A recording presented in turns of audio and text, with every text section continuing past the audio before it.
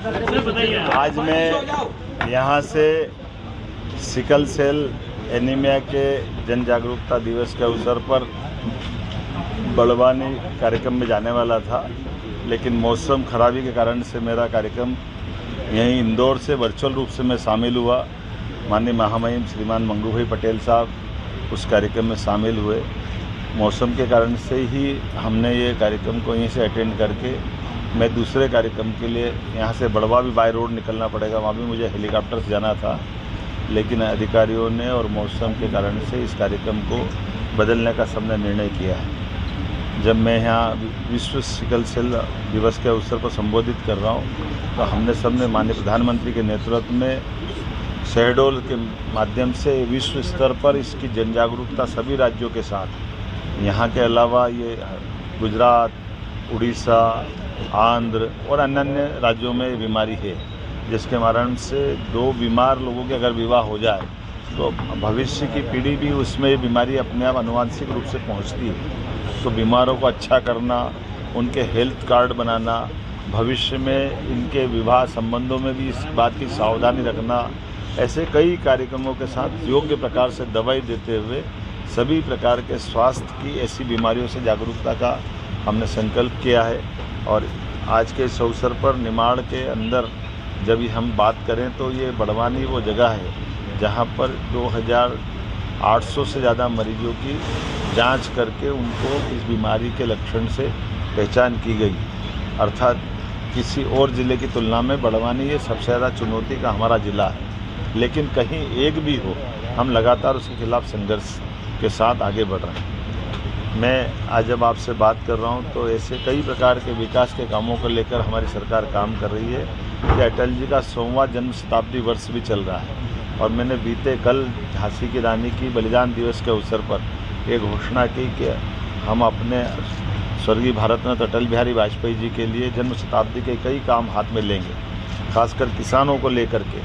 जैसे माननीय प्रधानमंत्री तत्कालीन अटल जी ने प्रधानमंत्री सड़क के माध्यम से गाँव के किसानों को पक्की सड़क देते हुए एक बहुत बड़ा क्रांतिकारी निर्णय लिया था।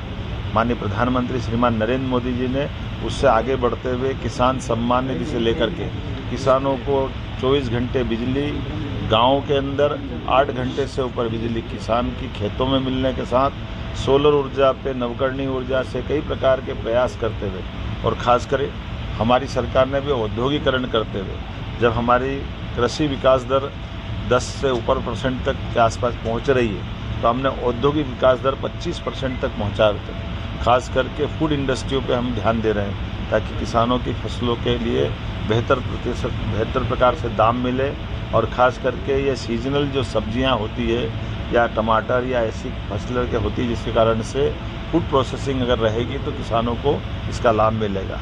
जैसे कि आपको जानकारी है, हमने तीसरी फसल मूंग और उड़द को भी MSP पे खरीदने का निर्णय किया है और उसका लाभ हमारे अपने सभी किसान भाइयों को मिल रहा है। हमने अपने गेहूं को भी पूरे देश के अंदर सबसे बड़ी MSP पे राशि देते हुए, MSP के अलावा बोनस देते हुए भी 2600 रुपये कुंटल, 175 रुपये जिसमें बोनस है, ये हमने ही लिया है। उल्लेखनीय है कि 55 साल तक कांग्रेस की सरकार रही है, लेकिन कांग्रेस की सरकार में 94 रुपये कुंटल गेहूँ था 1956 में, और जब दिग्विजय सिंह जी की सरकार गई उस समय तक केवल ये 550 रुपये कुंटल मिलता था। तो 55 साल में केवल 500 रुपये कुंटल उनके समय दाम बढ़े, और हमारी सरकार लगभग 20 साल हुए, साध्वी उमा भारती, बाबूलाल जी गौर, माननीय शिवराज सिंह जी चौहान और हमारी सरकार ने तो पिछली बार 2425 में ख़रीदा था, आज की स्थिति में हम 2600 में ख़रीद रहे हैं, और उसके पहले से लगातार अब 2000 रुपये कुंटल लगभग भाव हमारे टाइम पे बढ़ा है। सिंचाई का रकबा भी सबसे ज़्यादा हमारे ही बढ़ा है। बहनों के लिए भी लाडली लक्ष्मी योजना से लेकर लाडली बहना योजना, लाडली ज़िंदगी में खास करके महिला और पुरुष के बीच जन्म दर का जो अंतर था उसको मिटाने का भी प्रयास काफ़ी हद तक हमारी सरकार ने किया है। कांग्रेस के लोग कहते हैं कि लाडली लक्ष्मी की राशि बढ़ाओ नहीं तो चोरी होगी। अरे पाप लगेगा, तुम तो डाके डालते थे, तुमने तो कभी 2 कौड़ी की कभी चिंता की नहीं। तुम्हारे टाइम तो बहनों को भट्टियों में टुकड़े करके सरला मिश्रा कांड भूल गए कांग्रेसी, जिनके टाइम पे बहनों के साथ ये व्यवहार हुआ था। कांग्रेस के अध्यक्ष को शर्म आना चाहिए। जिस भाषा से उनने बात की, मैं आपके माध्यम से वो जवाब देना चाहता हूँ कि राजनीति करना है, मर्यादा में करना चाहिए। भावना में बात भी करो तो, लेकिन शब्दों का चयन कौन सा होना चाहिए। हमने घोषणा की कि हमारे संकल्प पत्र का है, तो संकल्प पत्र की घोषणा है 3000 की, और हमने कहा हाँ डंके की चोट हम 3000 करेंगे। जब हमने सरकार बनाई तब उसके पहले से 1000 देते आए थे, आज 1250 दे रहे हैं। इसी साल से अभी हम 250 रुपये रक्षाबंधन पे देंगे और दिवाली से हम 1500 रुपये चालू कर देंगे। अगले साल 25 में ख़त्म होने के बाद 2600 में फिर बढ़ाएंगे, 2700 में फिर बढ़ाएंगे, 28 में चुनाव आएगा, 28 तक हम हर हालत में 3000 करेंगे। ये चोरी नहीं है, ये हमारी उनके प्रति वचनबद्धता है जो 5 साल में पूरा करने का संकल्प पत्र होता है। जिसको ये समझ नहीं है वो ऐसी नादानी की बात करता है, जिसको समझ होगी वो सब समझता है। और जो कहते हैं अय्यासी कांग्रेस करती थी, कांग्रेस के लोगों के रिकॉर्ड इस बात के लिए, इसलिए उनके सारे नेताओं जमानत पे चल रहे हैं। वो क्या कर रहे हैं, उनको छिपी हुई बात है क्या?